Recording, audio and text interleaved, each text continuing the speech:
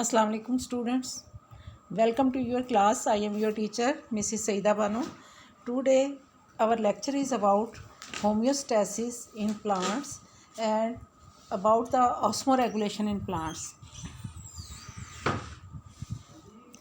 Topics of today's lecture are osmoregulation in plants and different habitats of plants and adaptations in the different habitats, hydrophytes, mesophytes, xerophytes, and adaptations of plants in different habitats.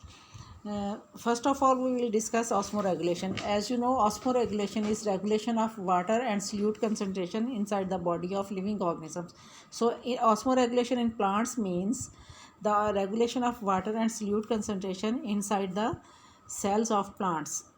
अब देखें plants जो हैं they live in different habitats, they are found everywhere on our earth and in different parts of the world there is different supply of water के अब कुछ जगहें ऐसी हैं जहाँ पे वाटर की शॉर्ट सप्लाई है, जैसे कि डेजर्ट कंडीशंस है, कहीं पे जो है वो मॉडरेट सप्लाई है, और कुछ जगह ऐसी हैं कि प्लांट्स जो हैं उनको बहुत अबंडेंट सप्लाई है वाटर की, जैसे कि एक्वेटिक प्लांट्स हैं. तो डिफरेंट हैबिटेट्स में जो डिफरेंट प्लांट्स हैं उनको डिफरेंट उनकी नेमिंग की गई है वाटर की अवेलेबिलिटी की बेस पे. तो मीज़ोफाइट्स are those plants adapted to the habitat with adequate supply of water. Xerophytes plants adapted to dry habitat and hydrophytes plants adapted to fresh water habitat. तो ये डिफरेंट टाइप्स हैं plants की, इनमें different adaptations हैं. First of all we will discuss mesophytes. अब mesophytes क्या होते हैं? Plants needing only a moderate amount of water. क्या ना ऐसे प्लांट्स जिनको मॉडरेट अमाउंट में पानी चाहिए अपनी ग्रोथ के लिए, इनमें ना ये बहुत ज़्यादा वाटर में ग्रो कर सकते हैं, ना बहुत ड्राई एनवायरमेंटल कंडीशन में. तो अब इनमें कौन सी स्ट्रेटजीज़ हैं या किस तरह से ये अपने बॉडी के अंदर वाटर की कंसनट्रेशन को रेगुलेट करते हैं.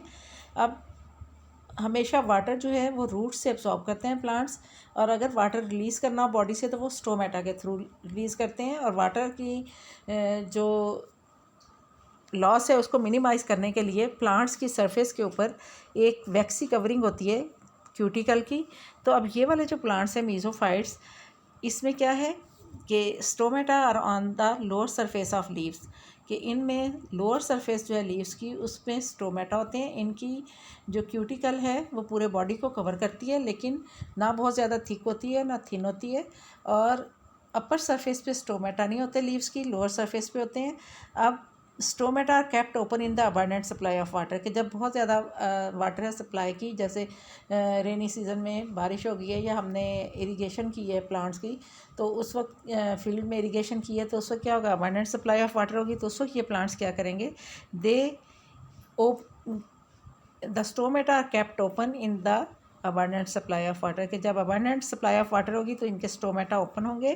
और stomata are kept close during short supply of water, और जिस वक्त वाटर की शॉर्टेज होगी तो ये अपने स्टोमेटा को क्लोज कर लेंगे. ये स्टोमेटा की स्ट्रक्चर दिखाई हुई है, सिर्फ लोअर एपिडर्मिस में स्टोमेटा होते हैं, और स्टोमेटा की जो सेल होते हैं उनमें ही क्लोरोफिल होता है. बाकी जो एपिडर्मिस है उसके सेल्स में क्लोरोप्लास्ट नहीं होता, क्लोरोफिल होता है. तो अब देखें स्टोमेटा जो है ये क्लोज है फर्स्ट वाली डायग्राम में, और ये किस कंडीशन में क्लोज होंगे, जब वाटर की सप्लाई जो है वो शॉर्ट होगी. और सेकंड जो है डायग्राम, इसमें स्टोमेटा ओपन है और ट्रांसपायरेशन के थ्रू प्लांट जो है वो अपने लीव्स से वाटर लूज़ कर सकता है. अब second type of plants they are hydrophytes. Hydrophytes किन्हें कहते हैं? एक्वेटिक प्लांट्स को. अब एक्वेटिक प्लांट्स जो पानी में होते हैं उनको अबंडेंट सप्लाई ऑफ वाटर होती है, यानी उनको ये प्रॉब्लम है कि वाटर जो है वो अबंडेंट है और उन एक्स्ट्रा वाटर उनके सेल्स के अंदर जा रहा है और उन्होंने कंटिन्यूसली वाटर लूज़ करना है. तो अब इनमें देखें ये जो डायग्राम्स दिखाई हुई हैं, वाटर लेटिस है, स्केर्ड लोटस है, पिग्मी वाटर लिली है. तो सब में देखें कि ब्रॉड लीव्स हैं, और इनमें एडेप्टेशंस क्या हैं? लार्ज लीव्स हैं, दे हैव थिन क्यूटिकल और stomata on the upper surface of leaves, के इनके बड़े बड़े लीव्स होते हैं, ये वाटर के ऊपर फ्लोट करते रहते हैं वाटर की सरफेस पे. अपर सरफेस पे थिन क्यूटिकल होती है, और लीव्स जो हैं उनकी अपर सरफेस पे लार्ज अमाउंट में स्टोमेटा होते हैं, और वो कंटिन्यूसली वाटर को ट्रांसपायर करते रहते हैं या लूज़ करते रहते हैं। Next type of plants are xerophytes. Xerophytes are those plants which grow in dry conditions like desert conditions, and they need very little amount of water for their growth. अब इसमें they have adaptations to minimize the loss of water through leaves or stem. तो इनमें क्या होता है, adaptations क्या हैं, ये diagrams दिखाई हुई हैं कैक्टस प्लांट्स की। तो इसमें स्टोमेटा लाई इन डिप्रेशंस के स्टोमेटा जो हैं वो स्टेम में या लीव्स में डिप्रेशंस के अंदर स्मॉल अमाउंट में होते हैं, डिप्रेशंस के अंदर होते हैं ताकि वाटर लॉस मिनिमम हो। Large amount of water stored in different parts of the body, for example stem, leaves और रूट्स के। अब इनके बॉडी के डिफरेंट पार्ट्स जो हैं वो वाटर को स्टोर करते हैं अपने सेल्स के अंदर। जैसे कि आप लोगों ने एलोवेरा देखा होगा, उसके लीव्स में वाटर स्टोर होता है। ये जो प्लांट दिखाया हुआ है आप लोगों को, इसमें स्टेम के अंदर वाटर स्टोर हुआ हुआ है और इसके लीव्स जो हैं थॉर्न में मॉडिफाइड हो गए हैं। और कुछ प्लांट्स ऐसे हैं जो अपनी रूट्स में वाटर को स्टोर कर लेते हैं।